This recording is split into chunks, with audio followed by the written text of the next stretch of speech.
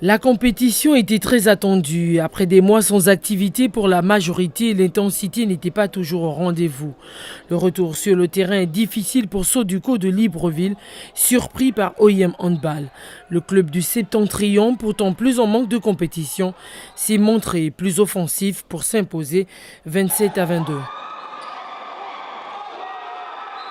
Libreville Handball Club a eu plus de mal à se défaire de son adversaire Réveil Dribbling. Au coude à coude, pendant le dernier quart d'heure, au forceps, Libreville HC remporte la partie 24-23.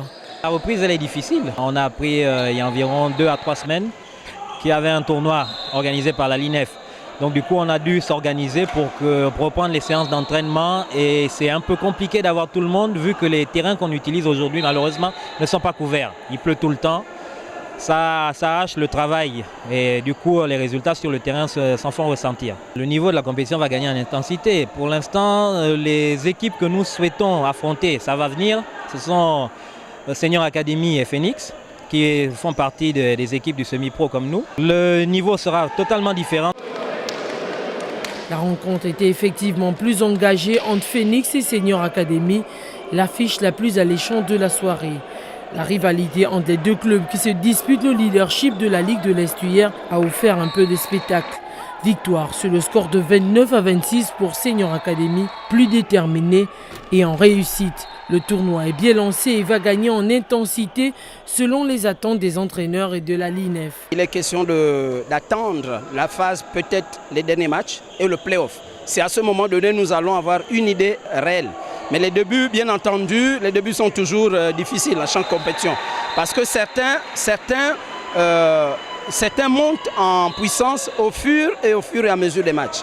Donc là, présentement, on ne peut pas se prononcer. Nous avons commencé ce tournoi qui était tant attendu des handballeurs parce que nous avions remarqué que c'était la période de latence commençait à ennuyer un peu tout le monde. Du coup, ce tournoi Handball Pro 2017 est la bienvenue. Du coup, toutes les équipes que nous attendions sont bien présentes, hormis Mangasport, qui n'a pas pu faire le déplacement. Mais sur les 2 sites, ici à Libreville, les 6 équipes conviées sont là. Et à Port-Gentil, les 5 équipes également.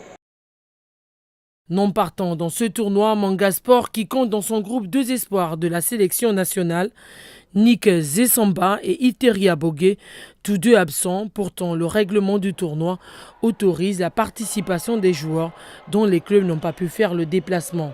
Ces joueurs et leurs clubs ont sans doute d'autres priorités que celle de la CAN que le Gabon abrite en janvier prochain. À côté, d'autres profitent de cette scène qui s'offre à eux à défaut d'un réel championnat. Ces matchs deviennent utiles pour nous dans le fait de garder la forme, d'être en jambes et de garder le niveau qu'on a pu acquérir à l'extérieur, le niveau d'entraînement qu'on a avec la sélection, avec les différents stages que nous avons déjà effectués. La poule de Port-Gentil entre en lice ce mardi 21 novembre.